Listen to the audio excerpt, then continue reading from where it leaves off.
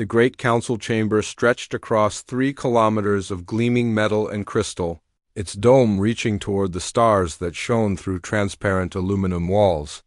Representatives from 12 different species sat in curved rows, their varied forms creating a strange symphony of alien shapes and colors. At the center podium stood Admiral Marcus Kane, his gray uniform marking him as one of the newest members of the galactic community. Ambassador Thale of the Zentari rose from his seat, his 6 arms moving in patterns that showed deep concern. His blue skin had turned darker, a sign of stress among his people. The holographic displays around the chamber showed red markers spreading across star maps like drops of blood in water. Each red dot represented a world that had fallen to the Vorthok Empire. Admiral Kane, Thale spoke, his voice carrying through translation devices to every being present. Your species asks to join our war against an enemy that has conquered for thousands of years. Humanity has been traveling between stars for less than 200 years. You do not understand what you face. Kane stood without moving, his weathered face showing nothing. Behind him, Commander Elena Vasquez watched from the gallery. She had served with Kane for 15 years and knew that stillness meant he was thinking. The Admiral always thought before he spoke. The Vorthok destroyed the Corvin homeworld in 6 hours, continued Thale. 3 billion lives ended in one morning. They enslaved the entire brick system and turned their people into workers for their war machine. Every species that has fought them alone has been crushed. General Crix of the hegemony stepped forward. His insect-like form clicked as he moved, mandibles snapping with each word. Our combined fleets have lost every major engagement. At Proxima Nebula, we sent 847 ships against them. Only 12 returned. 2.3 million soldiers died in that battle alone. The chamber fell silent. In the gallery, Captain David Ross shifted uncomfortably. He had just returned from a scouting mission near Vorthok space. What he had seen there still haunted his dreams. Their ships were not metal and circuits like everyone else's. They were alive, growing and changing as they moved through space. When damaged, they healed themselves. When attacked, they adapted their defenses. Every engagement results in losses. Of 10 to 1, Crix continued. Their bioships learn from our weapons and become immune to them. They study our tactics and counter them before we can adjust. Fighting the Vorthok is like fighting an ocean. You may survive for a while, but eventually you drown. Kane finally spoke, his voice calm and steady. What are your current defensive positions? Thale's arms moved in confusion. Admiral, I do not think you understand. We are not discussing defense. We are discussing survival. The Vorthok do not seek territory or resources. They seek to control every living thing in the galaxy. When they conquer a world, they do not just rule it. They change it. They change the people. Show me their fleet movements, Kane said. The holographic display shifted, showing massive formations of organic ships moving through space. Each vessel pulsed with its own inner light, like giant hearts beating in the darkness. The smallest ships were the size of human destroyers. The largest could house entire cities within their living hulls. Commander Vasquez felt her stomach tighten as she watched the display. The numbers were impossible. Thousands of ships moved in perfect coordination, their biological nature allowing them to communicate and coordinate in ways that mechanical fleets could never match. Their primary battle fleet contains over 12,000 vessels, Crix explained. Each ship is a living creature bred for war. They do not use fuel in the way we understand it. They feed on energy and matter, growing stronger as they consume. They have been moving toward the galactic core, conquering every system in their path. Kane studied the display for long minutes. The other representatives watched him, some with hope, others with pity. Humans were still new to galactic politics. They had only made contact 15 years ago, and their technology seemed primitive compared to most council members. How long until they reach the core worlds? Kane asked. At their current rate of advance, 18 months, Thale replied. But Admiral, even if every species in the council combined their fleets, we cannot match their numbers.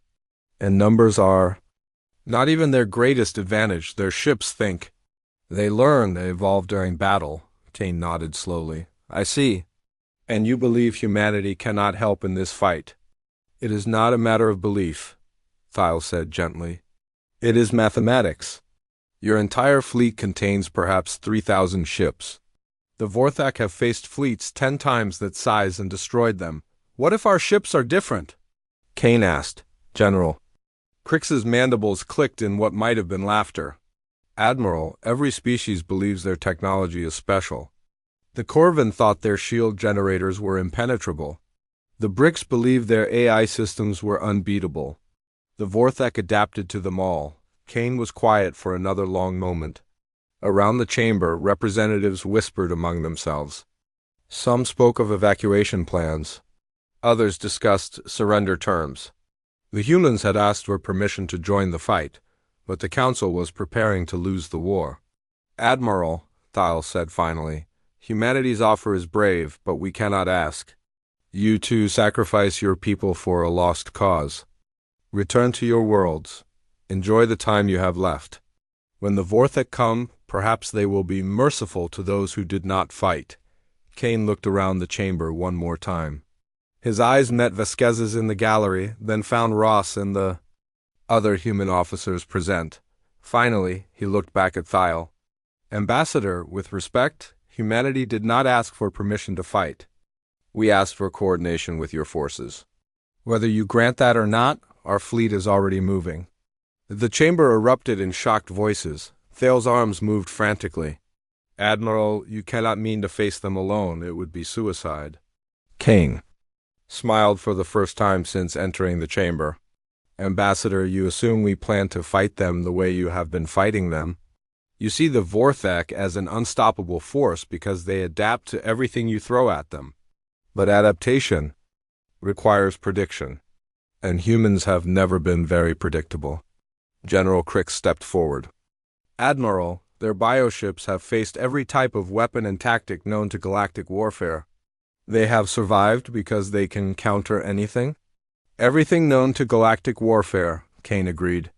But humanity is not from galactic warfare. We come from Earth warfare. And on Earth, the creatures that survived were not the strongest or the fastest. They were the ones that could adapt faster than anything trying to eat them. The Admiral turned to leave, then paused. Oh, and Admiral Crix, you might want to update your intelligence reports. Our fleet is not 3,000 ships. As of this morning, it is 7,000 ships. By the time we reach the battle zone, it will be larger still. As Kane walked toward the exit, Vasquez and the other human officers followed. Behind them, the chamber buzzed with confused voices. In the gallery, Captain Ross checked his communication device. A message was waiting from Earth Command. The message was simple. Long-range sensors detect Vorthak primary fleet changing course. New heading. Sol system. Estimated arrival, 72 hours. All fleets are ordered to intercept. Operation Prometheus is now active. Ross looked up at Kane's retreating form and smiled. The Admiral had not been asking for permission to join the war. He had been gathering intelligence about an enemy that was already coming for them. And somewhere in Earth's orbital shipyards, humanity's answer to the Vorthak Empire was waiting to be revealed. Supreme War Leader Gorvak stretched his massive form across the command throne, his armored skin gleaming under the pulsing bioluminescent lights of his flagship.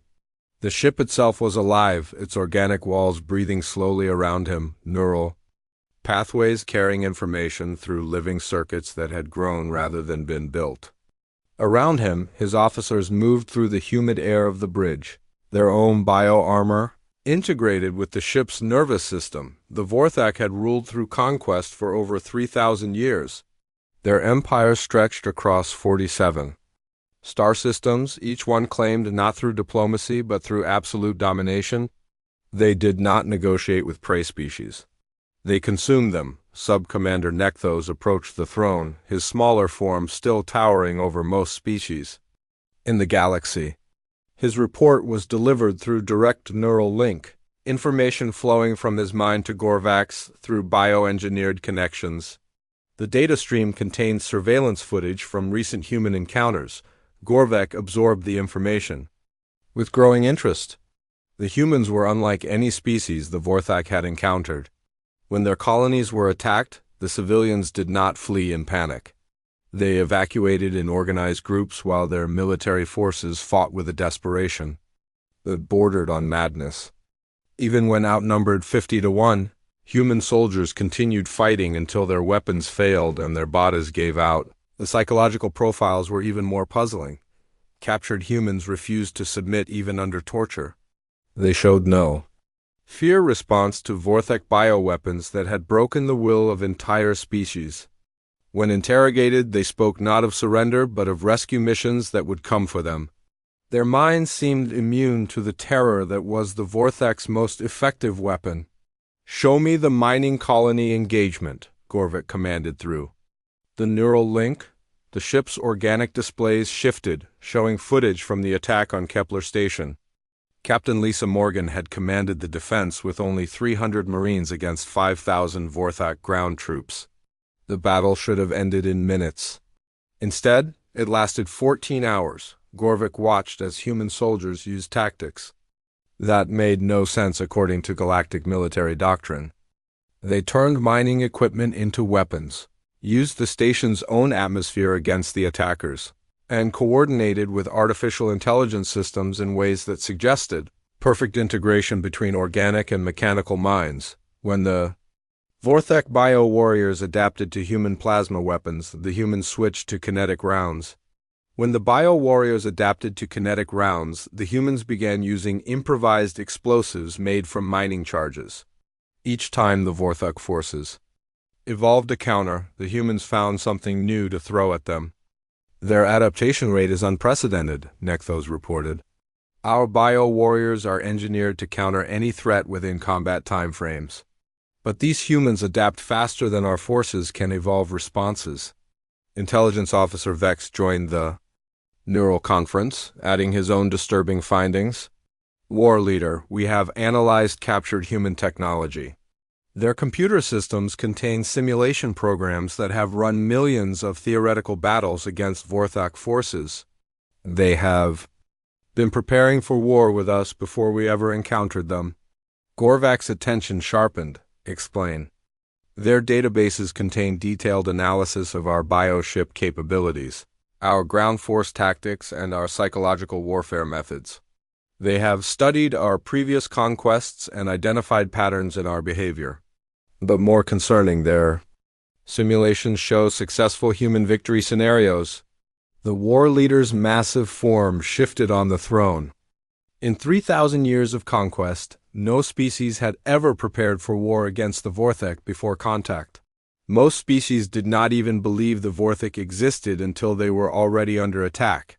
"Show me these simulations." The organic displays shifted again, showing human computer models of Vorthak fleet movements. The level of detail was impossible. The humans had somehow predicted Vorthak ship designs, fleet formations, and battle tactics with startling accuracy. Their models even included biological factors like bioship feeding patterns and adaptation cycles. "How did they obtain this information?" Gorvak demanded. "Unknown, war leader. No Vorthak vessel has ever been captured intact. No Vorthak warrior has ever been taken alive by an enemy force. Yet their data matches our actual capabilities with 97% accuracy." Vex continued his report. "The humans appear to have reverse-engineered our technology from battlefield debris and energy signatures. But they have done more than copy our methods, they have improved upon them." New footage appeared showing human weapons that seemed to learn during combat. Their energy weapons adjusted frequency and power output in real time, countering bio-armor adaptations before they could complete. Their projectile weapons fired ammunition that changed composition mid-flight, ensuring each shot remained effective even as targets evolved.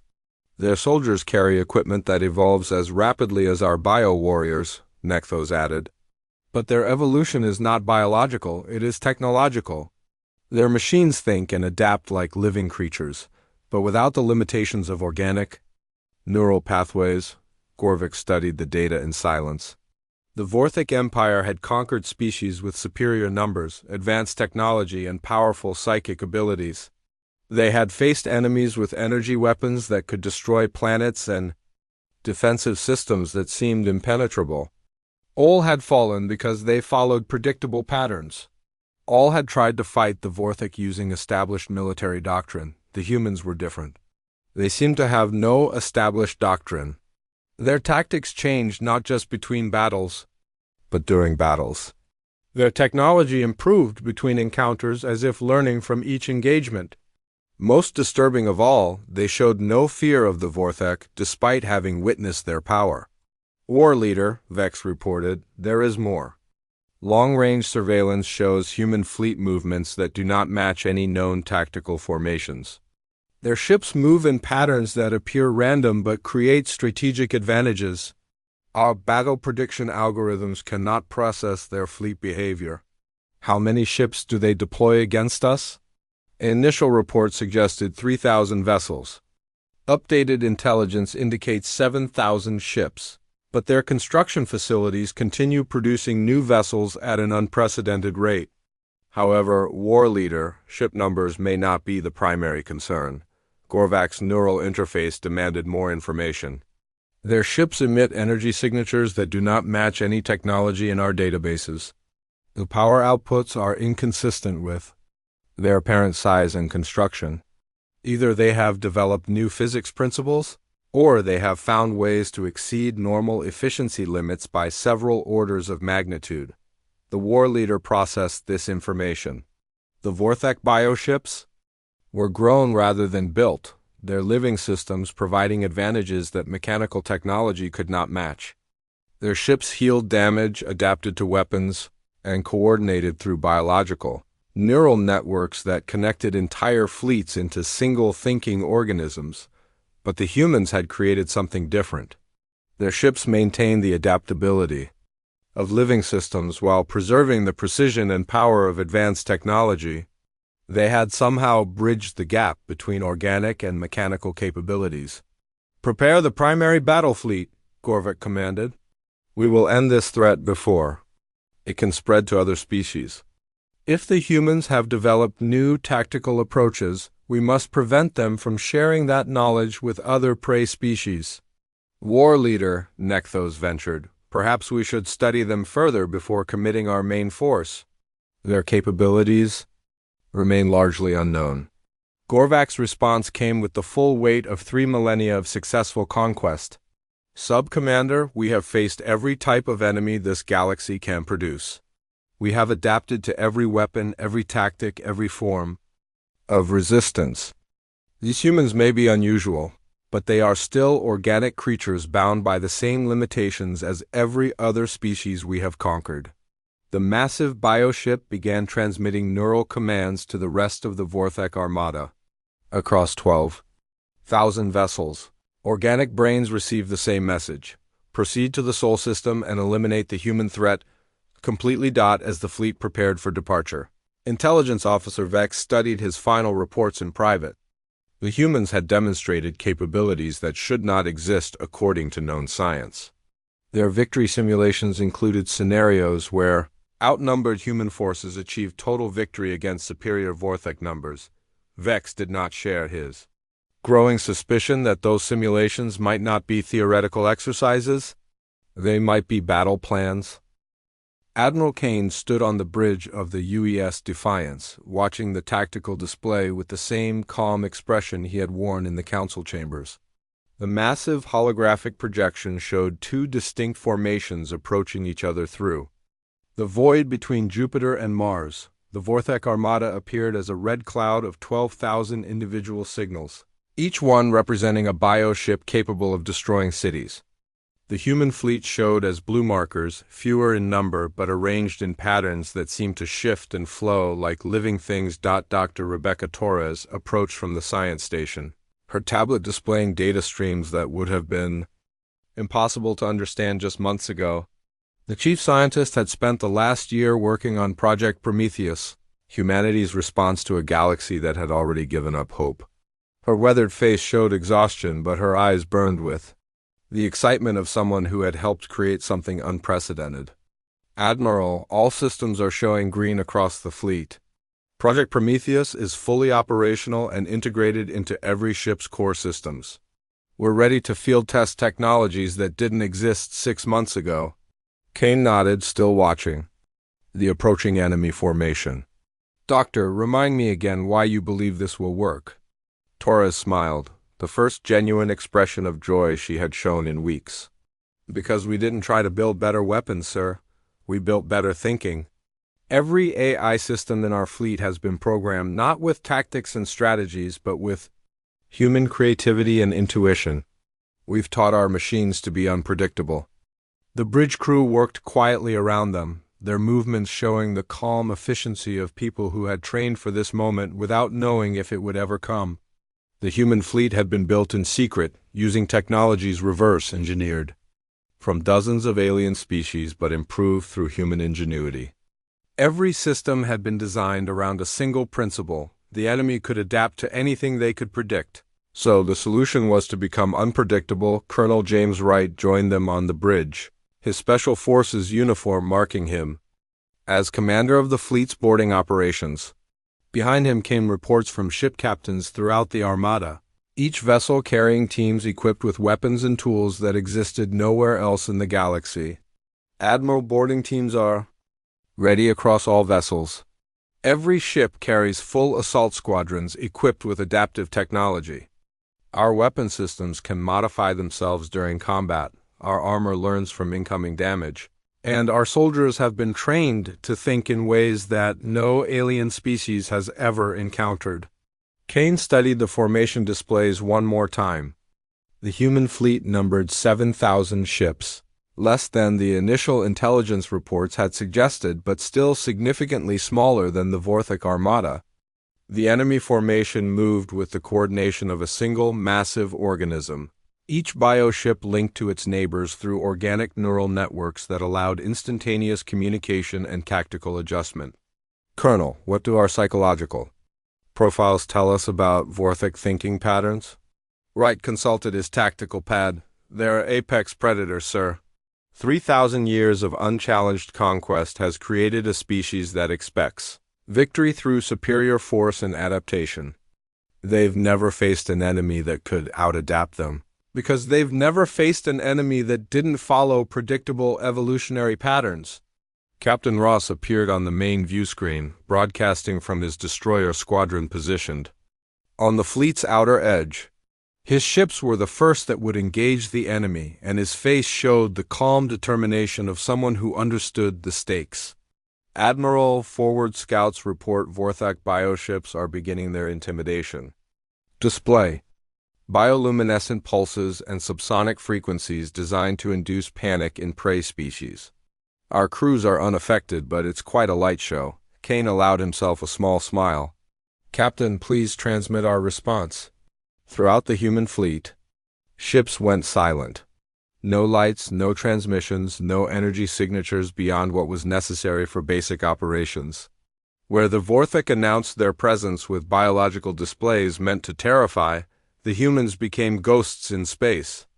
Their ships seemed to fade from sensors, not through stealth technology, but through careful management of energy outputs that made them appear smaller and less threatening than they actually were. Dr. Torres watched her instruments as the human fleet's energy signatures stabilized. Admiral, we're reading massive confusion in the Vorthok formation. Their bioships are evolved to respond to fear and aggression from prey species. Our silence is not matching their behavioral models. Good, Kane replied. Let them wonder what we're planning. The longer they spend trying to analyze our behavior, the less time they have to prepare for what's coming. The tactical display updated as both fleets closed to engagement range. The Vorthok maintained their intimidating formation, bioships, pulsing with organic light patterns that had broken the will of countless species. The human fleet continued its silent approach, their ships moving in formations that seemed random, but created overlapping fields of fire and mutual support. Commander Vasquez reported from her position aboard the heavy cruiser Determination. Admiral, all ship captains report ready for engagement. Weapon systems are fully integrated with adaptive AI protocols. We're prepared to begin combat operations. Kane studied the enemy formation one final time. Intelligence reports had described Vorthak bioships as living creatures bred for war, capable of healing damage and adapting to weapons during battle. Their organic hulls could regenerate faster than most species could inflict damage. Their neural networks allowed them to share tactical information instantaneously across entire fleets, but the human fleet carried weapons that had never been tested against Vorthak technology.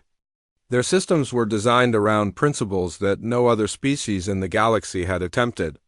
Instead of trying to overpower the enemy's adaptive capabilities, they had created technology that adapted faster than biological evolution could. Match, Dr. Torres, give me a final status report on our primary weapon systems. The scientist checked her displays one more time. Admiral, nanofighter squadrons are loaded and ready for deployment. Each unit is equipped with adaptive programming that learns from every engagement and shares that knowledge across the entire swarm. Our boarding assault pods are prepared with phase-shifting technology that should allow them to bypass Vorthak bioarmor. And our main weapon systems are operating on randomized firing patterns that change continuously. Colonel Wright added his report. Sir, Special Forces teams aboard every ship are equipped with weapons that rewrite their own programming based on enemy responses. Our soldiers carry armor that becomes stronger each time it's hit and tools that modify themselves during use. Most importantly, every human in the fleet has been trained to abandon standard military doctrine and improvise continuously. Kane nodded, satisfied with the preparations. Around the bridge, his crew waited for orders, their faces showing confidence. That had been earned through months of training with technologies that pushed the boundaries of known science. The human fleet had been built not to match the Vorthak's strengths, but to exploit weaknesses that the enemy didn't know they possessed. Admiral, Ross reported from the forward squadrons, enemy bioships are moving into attack formation. Their fighter craft are beginning to deploy. We're reading massive energy buildups across their fleet. Kane looked around the bridge one final time, meeting the eyes of people who had volunteered to face an enemy that had conquered half the galaxy. These men and women represented not just Earth's military forces, but humanity's refusal to accept defeat without a fight. They carried weapons that had been designed by human creativity and built through human determination. All ships, Kane broadcast across the fleet. This is Admiral Kane. Today we face an enemy that has never known defeat. They have conquered species more advanced than us, more numerous than us, and more powerful than us. They expect us to fight. Like every other species they have destroyed. They expect us to be predictable. The Admiral paused, watching as the last Vorthak bioships moved into position. 12,000 alien vessels prepared to demonstrate why they had remained undefeated for 3 millennia. They're about to learn that humans have never been predictable. All ships, commence Operation Prometheus. Show them what happens when prey evolves into predators. The first wave of Vorthak fighter craft launched from their bioships like angry insects swarming from disturbed hives. Each fighter was a living creature bred for space combat, its organic hull pulsing with bioluminescent weapon arrays and sensory organs that could track targets across vast distances. They moved in perfect coordination, their shared neural network allowing them to function as a single massive organism with thousands of individual parts. Supreme, War Leader Gorvak watched from his command throne as 5,000 fighter craft accelerated toward the human fleet. The biofighters would overwhelm the enemy's defensive systems through sheer numbers, while the main fleet's heavy weapons reduced their ships to debris. It was a tactic that had worked against every species the Vorthak had encountered, but instead of deploying interceptor craft to meet the attack, the human ships began releasing clouds of what appeared to be metallic dust. The particles spread rapidly through space, forming a shimmering barrier between the two fleets that seemed to move with its own intelligence. Captain Ross watched from his destroyer's bridge as the first Vorthak fighters reached the particle Cloud, all ships stand by for nano-fighter engagement. Let's see if they're as smart as Dr. Torres promised.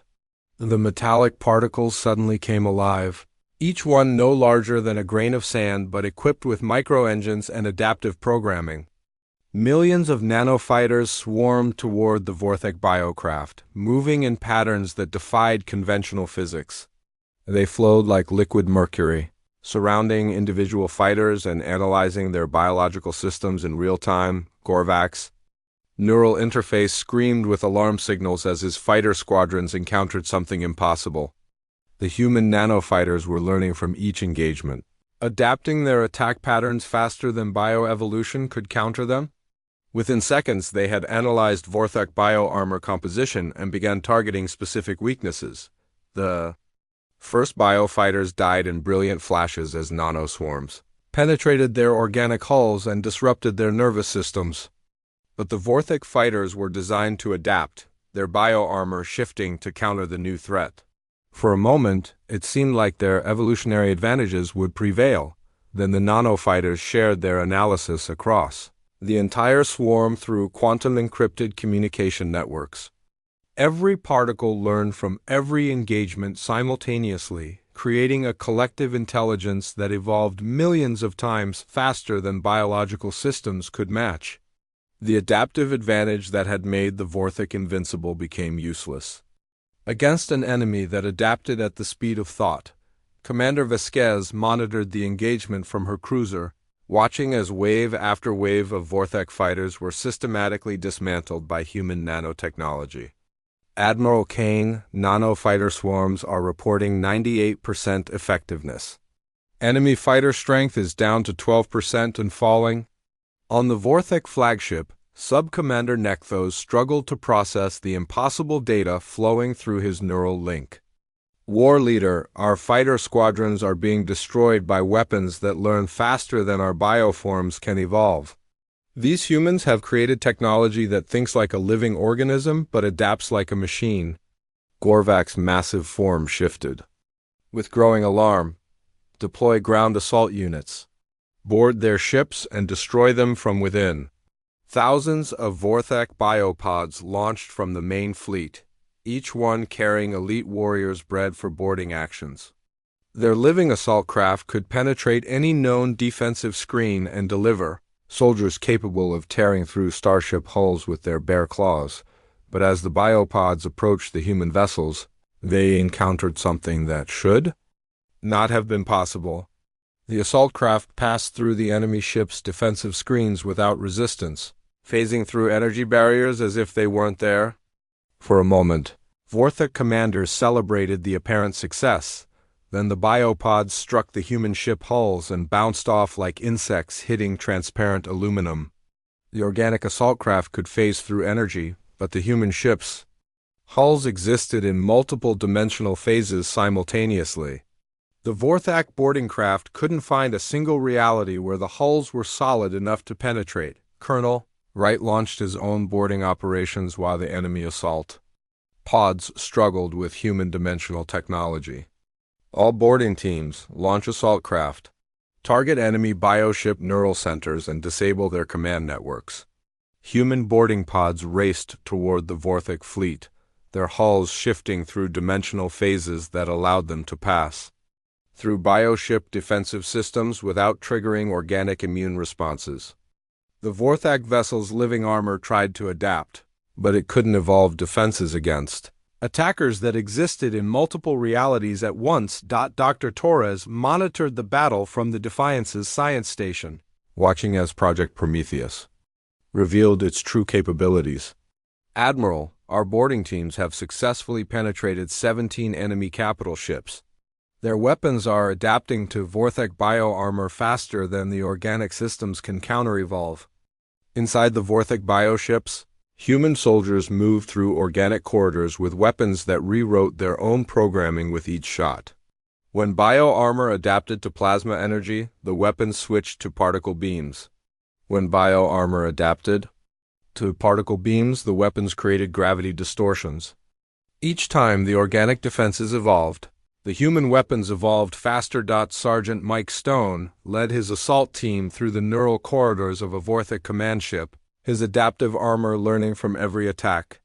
The bioship's immune system tried to poison him with organic toxins, but his suit analyzed the compounds and created instant antidotes.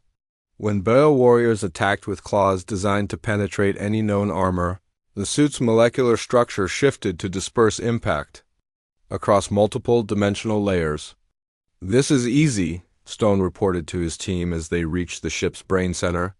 "These things have been winning for thousands of years because they never fought anyone who could think faster than they could evolve." The main battle escalated as Vorthic capital ships began firing their primary weapons. Biocannons that could destroy planets launched living projectiles designed to consume enemy vessels from within. The organic weapons should have been unstoppable, capable of adapting to any defense and growing stronger as they fed on target ships, but the human fleet's defensive systems operated on principles that biological weapons couldn't process. Their shields didn't block attacks so much as confuse them, creating false targeting data that sent bioprojectiles chasing phantom energy signatures while the real ships maneuvered freely. Captain Ross coordinated the human fleet's counterattack, watching as their weapons demonstrated capabilities that redefined the concept of adaptive warfare. All ships commence primary weapon engagement. Show them what human creativity looks like when we stop holding back. Human ships fired weapons that seemed to improvise their attack methods in real time. Energy beams that changed frequency randomly, preventing bio-armor from adapting to them. Projectiles that split into smaller projectiles that split again into nanoscale attackers. Weapons that fired backwards in time, hitting targets before the triggers were pulled. Supreme War Leader Gorvek felt something he had never experienced in 3,000 years of conquest: fear. His bioships were being systematically destroyed by an enemy that fought without following any recognizable pattern. Every time Vorthic biosystems adapted to human weapons, the humans simply created new weapons that worked on completely different principles. War Leader, Intelligence Officer Vex reported through failing neural links, "The humans are not using superior technology, they are using superior unpredictability. Our biosystems cannot adapt to enemies that change their entire approach every few seconds." The battle reached its climax as Admiral Kane gave the order that would end 3 millennia of Vorthic dominance. All ships implement randomized victory protocol. No ship should use the same tactic twice. Surprise them until they surrender or die. Across the human fleet, ship captains received license to abandon all military doctrine and fight using pure human intuition. The result was chaos that somehow achieved perfect tactical coordination. Ships that fired weapons that shouldn't exist moved in patterns that violated physics, and coordinated attacks through methods that made sense only to human minds. The Vorthic Armada, bred for millions of years to counter every known form of warfare, found itself helpless against an enemy that refused to fight wars the way wars were supposed to be fought. Their bioships tried desperately to adapt, but adaptation required predictable patterns, and humans had weaponized unpredictability itself. In 30 minutes, 12,000 Vorthak vessels were reduced to drifting debris, not a single human ship was lost. The galaxy's most feared empire had been destroyed by a species that had been spacefaring for less than 2 centuries. As the last enemy bioship died, Admiral Kane broadcast across all galactic frequencies. "This is Admiral Kane. Of the human fleet, the Vorthic Empire is finished. Any worlds under their control are now free. The age of conquest is over." The silence that followed Admiral Kane's broadcast stretched across 47 star systems that had lived under Vorthak rule for generations. On worlds where entire populations had been enslaved, where children had been born knowing only conquest and submission, the words seemed impossible to believe. The Vorthic Empire, which had seemed as permanent as the stars themselves, had been destroyed in less time than it took most people to eat breakfast. Ambassador Thiel stood aboard his observation vessel, staring at sensor readings that his mind refused to accept. The display showed empty space where the largest armada in galactic history had existed minutes before. 12,000 bioships, each one capable of destroying fleets, had been reduced to drifting particles and organic debris. The human fleet remained intact, their blue markers on the tactical display steady and bright. "Impossible," Thaw whispered, his 6 arms moving in patterns of shock and disbelief. "The humans lost no ships." "Not one? How do you achieve total victory without casualties?" General Crix clicked his mandibles as he studied the battle recordings.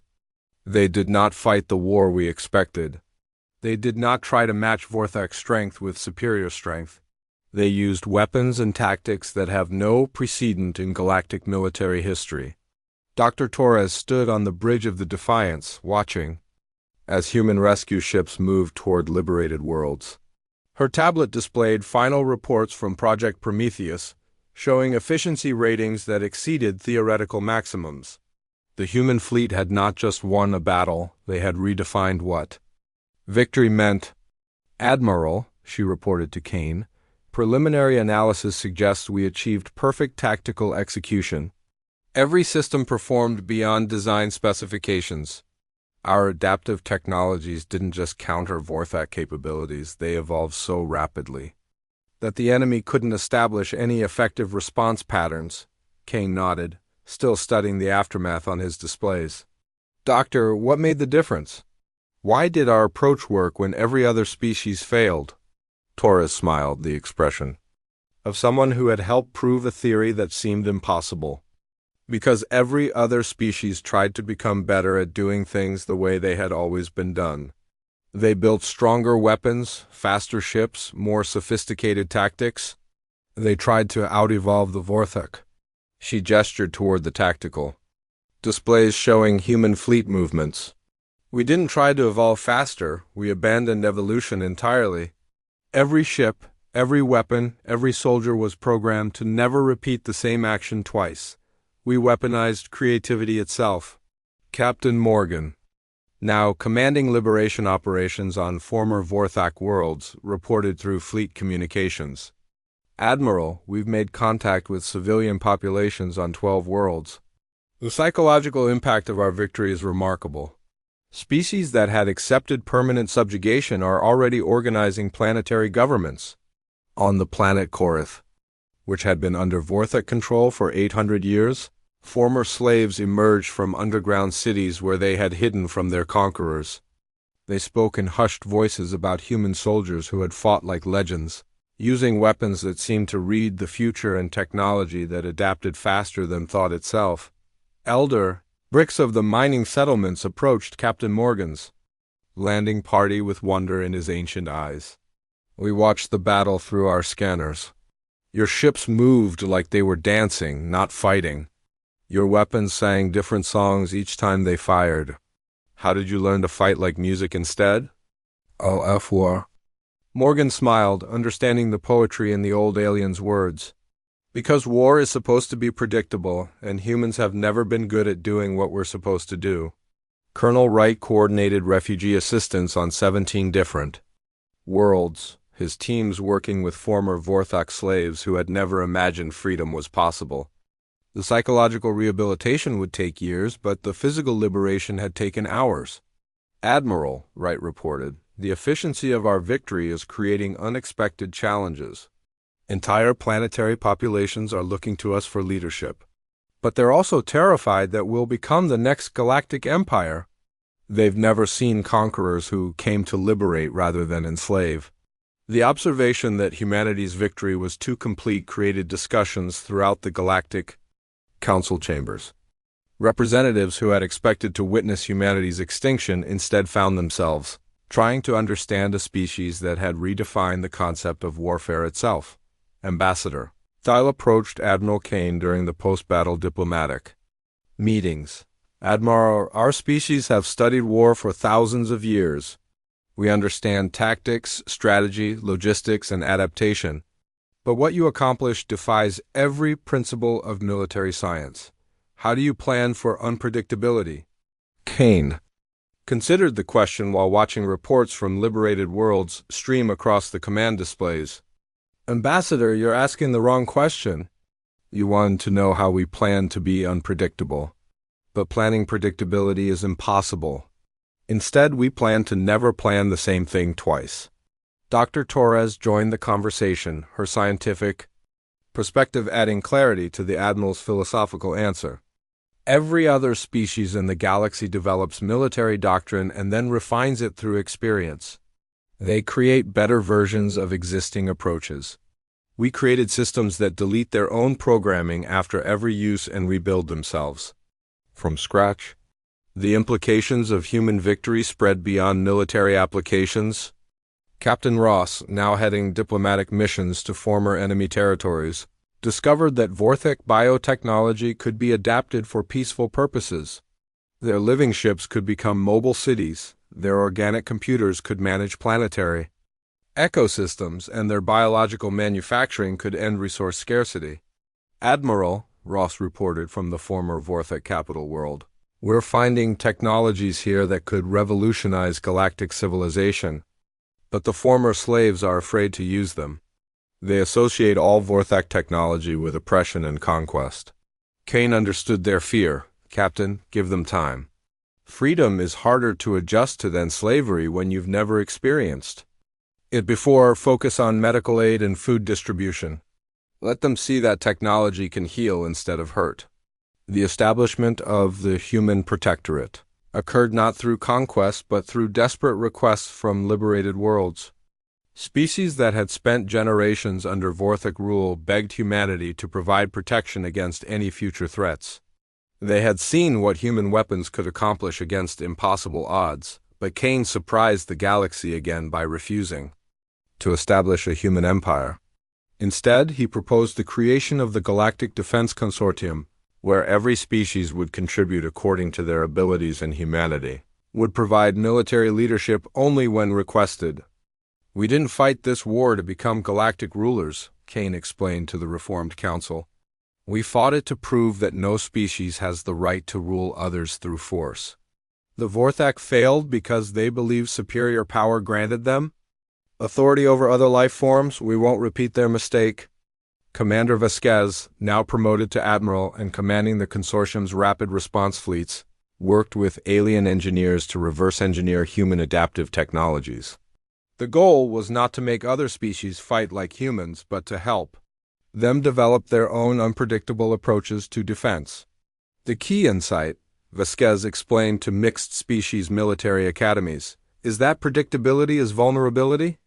Any pattern can be analyzed and countered. The only defense against adaptive enemies is to never establish patterns in the first place. As the new galactic order took shape, deep space monitoring stations detected troubling signals from beyond the galactic rim. Another threat was approaching, something that made the Vorthek Empire seem small by comparison. But this time, the galaxy was not afraid.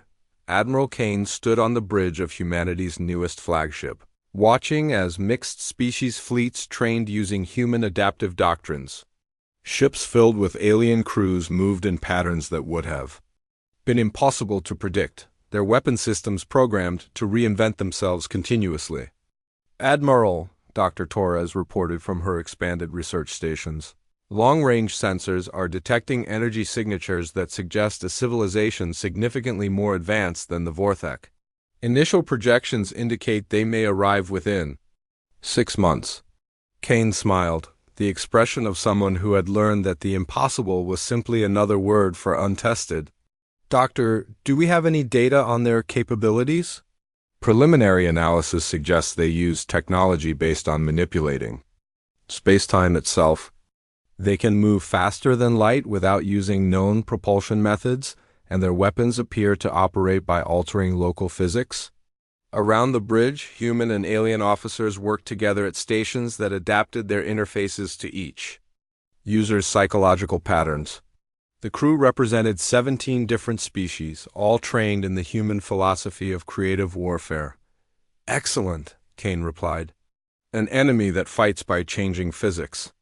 That means they follow rules even if they're rules we don't understand yet. And humans have always been good at breaking rules. The Admiral opened fleet-wide communications to address the mixed species. armada that had become humanity's gift to galactic freedom. All ships, this is Admiral Kane. We've just received confirmation that our next challenge will be even greater. Then the Vorthek. They're coming with technology that can rewrite the laws of physics. He paused, watching as thousands of ships from dozens of species maintained perfect formation while their crews prepared for another impossible fight. 6 months ago, the galaxy believed the Vorthek were unstoppable because they could adapt to any weapon or tactic. Today, those same Vorthek are extinct because they couldn't adapt to creativity itself. Tomorrow, we'll face enemies who think they can win by changing the rules of reality. The Admiral's final words echoed across the galactic communication networks, reaching every liberated world and every species that had learned to hope again. Let them come. Humans have been breaking rules since before we left our home planet. And now we've taught the galaxy that the only rule that matters is that there are no rules. Whatever comes next will learn the same lesson the Vorthek learned. In a universe where anything is possible, the species that wins is the one that makes the impossible happen first.